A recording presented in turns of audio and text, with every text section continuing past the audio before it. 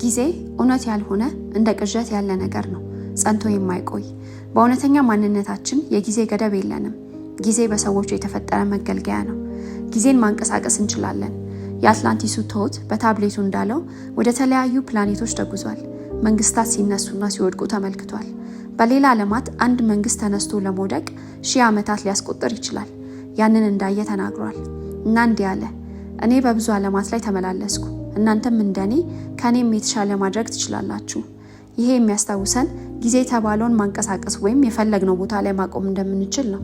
ብቸኛው እውነተኛው የሚኖረው ጊዜ አሁን ብቻ ነው። ያለፈውና የወደፊቱ የሚወሰነው እውነታን በምናይበት እይታ ነው።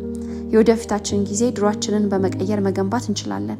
አእምሯችን ወደፊትና ወደ ኋላ በመመላለስ የምንፈልገውን ዓለም ለመገንባት የተፈጠረ ገደብ የለሽ አቅም ያለው ነው። ማንኛውንም ባለፈው ጊዜያችን የተፈጠረውን ትምህርት ወይም ስልጠና ልምምድ መሆኑን መረዳት ከቻልን የፊታችንን ጊዜ ራሳችንን በማወቅና ራስን በማብቃት እየገነባን ነው ማለት ነው።